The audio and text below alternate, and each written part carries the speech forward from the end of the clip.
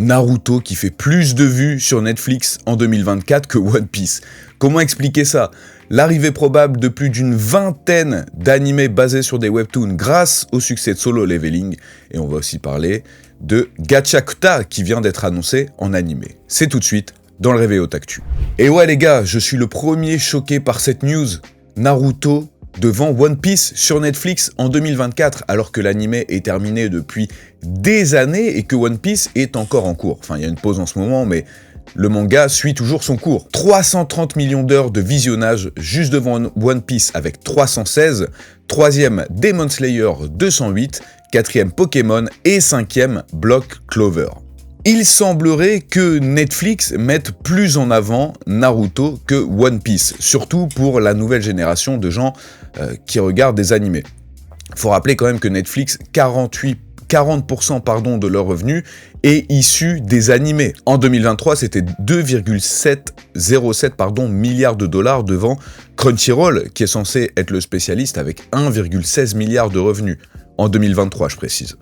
Tout simplement, Naruto fait partie des chouchous de Netflix, c'est-à-dire qu'à chaque fois que quelqu'un va terminer un animé de type shonen, Naruto va être recommandé dans les choses que les gens pourraient aimer. Pourquoi ? Parce que Naruto, c'est tout simplement intemporel et universel. Ce sont des thèmes abordés qui parlent à tout le monde. Je dis pas que One Piece, ça ne l'est pas, attention. Mais surtout, là où je pense où Naruto a été très fort, c'est avec Boruto. Ils ont été capables d'aller chercher cette nouvelle génération, qui a peut-être commencé avec Boruto, et qui s'est intéressée à Naruto, et qui a décidé de revenir en arrière et de regarder tout ce qui s'était passé avant. Là où je pense que les 1000 et quelques épisodes de One Piece, ça rebute certains. C'est beaucoup trop long, la porte d'entrée est trop difficile, et avec certaines lenteurs de l'animé, ça rend les choses compliquées pour quelqu'un qui voudrait commencer.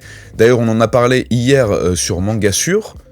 Alors, je sais plus si on l'a parlé en on ou en off, mais le remake de One Piece va être très très bon pour ça, puisque ça va remettre au goût du jour les premiers arcs, en coupant sûrement quelques longueurs, et ce qui va permettre à un nouveau public de pouvoir arriver et se mettre à One Piece, puisque je suis certain qu'il y en a même énormément d'entre vous qui regardent cette vidéo, qui voudraient peut-être commencer One Piece, mais qui se disent « c'est trop long ». Tu vois, d'ici là, j'aurai déjà une femme, mon Doberman et 2 enfants quand j'aurai rattrapé One Piece. Et bon, c'est vrai que Naruto aussi, 220 épisodes, Shippuden 500 et 239 de Boruto, même s'il y a énormément de fillers qui sont assez faciles à passer. D'ailleurs, imaginez, lorsque le remake de Naruto va lui aussi venir, plus de 2 ans qu'on n'a pas de nouvelles, je tiens à le rappeler, ça a été lâchement abandonné sans qu'on ait aucune news. Eh bien, il se peut que Naruto ait encore une nouvelle poussée de son animé grâce à ça. On espère maintenant, pourquoi pas, la même chose pour Bleach. Malgré les tensions diplomatiques entre le Japon et la Corée, Solo Leveling est en train de tout bouleverser. En effet, cet animé qui n'avait pas vraiment convaincu avec sa saison 1, en tout cas les fans, est en train de tout exploser avec sa saison 2 et de révolutionner complètement l'industrie, mettant carrément les studios japonais en PLS.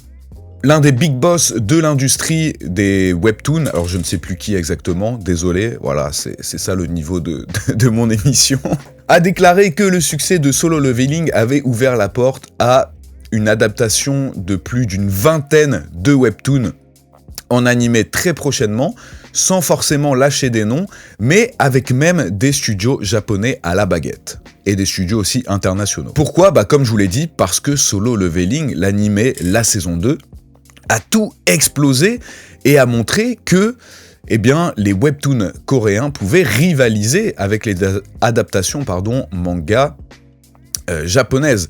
Et ça, c'est un vrai tournant dans l'industrie. Parce que même si avant, il y avait des adaptations de webtoons en animé, c'était un petit peu l'auto, faut pas se le cacher. T'avais des trucs sympas, comme Tower of God, et t'avais des gros échecs commerciaux, tout simplement.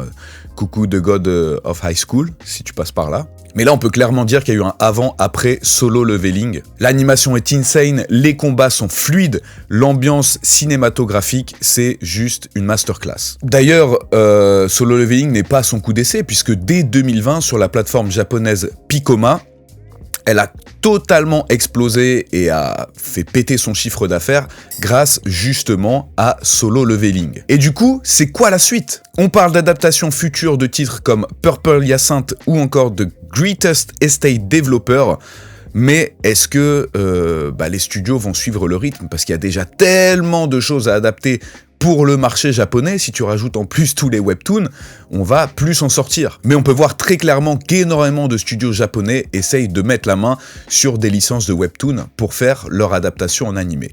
Ils ont compris qu'il y avait énormément de blé à se faire. N'hésitez pas à dire ce que vous pensez de Solo Leveling dans les commentaires et quel autre webtoon vous aimeriez voir adapté en animé. Laissez-moi vous parler maintenant de peut-être l'un des futurs bangers animés des prochaines années. Je sais, je dis ça quasiment pour chaque titre desquels je parle. C'est pour ça d'ailleurs qu'ils sont dans cette émission. Gachakuta, qui est en train de complètement monter en flèche et qui vient d'avoir eu un nouveau trailer pour son animé qui est juste incroyable. Bon, déjà, le manga est fait par Kei Urana, ancienne assistante de Fire Force, et tu le vois clairement dans les dessins. Moi, je dirais que c'est un mix entre Fire Force et My Hero Academia. Ça saute aux yeux dans les premiers chapitres. On va suivre un personnage appelé Ludo, qui vit sur une sorte d'île avec l'élite, même si lui il fait partie des pauvres, il y a une sorte de quartier avec des pauvres, qui va être accusé à tort du meurtre de son père adoptif et va être envoyé dans ce qu'on appelle Trashland. C'est une fosse dans laquelle on envoie les criminels et on ne sait pas ce qu'il y a.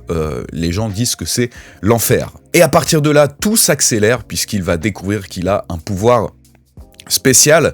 C'est un Givers, il va pouvoir donner vie à tous les objets qui touchent pour pouvoir se battre et avec pour seul objectif de retourner sur l'île, on va dire céleste, bah oui on les appelle d'ailleurs les Célestiens, pour aller se venger. Et aussi par ailleurs, il est amoureux d'une petite go là-haut, voilà, ça...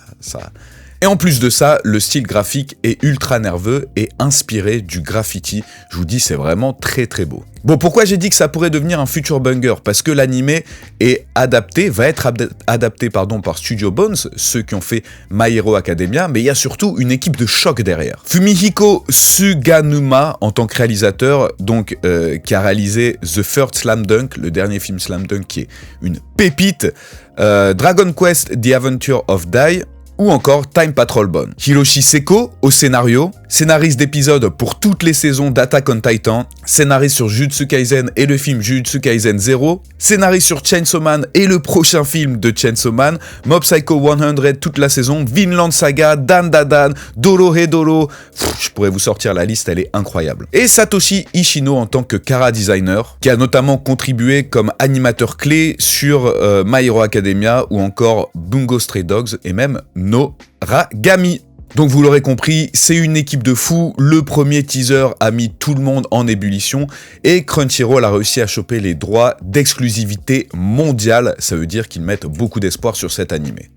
Et les studios Bones comptent clairement en faire le successeur de My Hero Academia, dont la dernière saison se termine en 2025. Ils placent énormément d'espoir derrière cet animé. On l'a vu notamment avec l'équipe de choc qu'ils ont mis aux commandes de l'animé.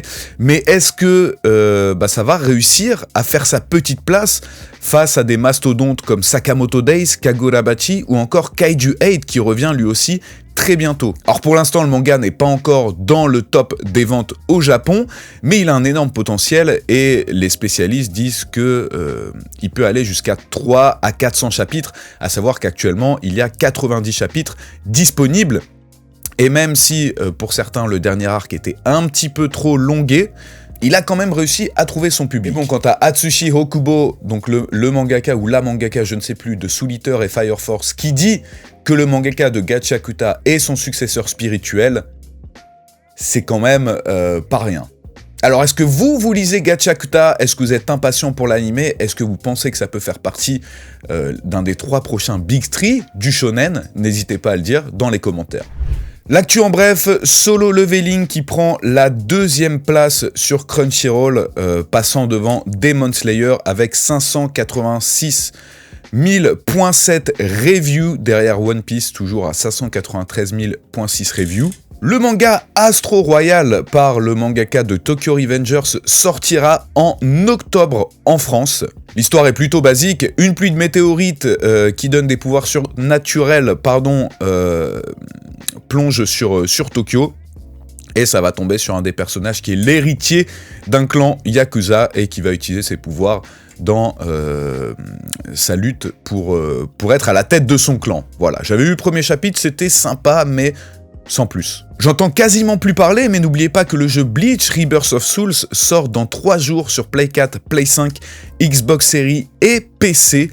Je sais toujours pas si je vais l'acheter ou non, faudrait que je regarde un petit peu plus de gameplay. Si vous avez des vidéos qui parlent de sujets ou des youtubeurs qui en parlent, n'hésitez pas à les partager dans les commentaires. Le film compilant la saison 1 de Kaiju 8 sortira en France le 17 et 18 avril, avec en bonus un épisode spécial sur Oshina, se nommant le jour de congé de Oshina. Un menu spécial Domino's Pizza, Spy Family, je sais pas pourquoi ça me fait rigoler, désolé, qui vous donnera accès à 30 jours offerts pour Crunchyroll uniquement pour les nouveaux abonnés, avec dedans un pins collector aléatoire. C'est cool. C'est fini pour l'épisode d'aujourd'hui. Merci à tous de l'avoir suivi. Si vous kiffez l'émission, n'hésitez pas à soutenir avec un petit like, un petit commentaire. Vous avez aussi le Patreon, lien dans la description. Merci à tous, je vous souhaite un excellent mercredi et je vous dis à vendredi 7h. Bonne journée à tous. Jana.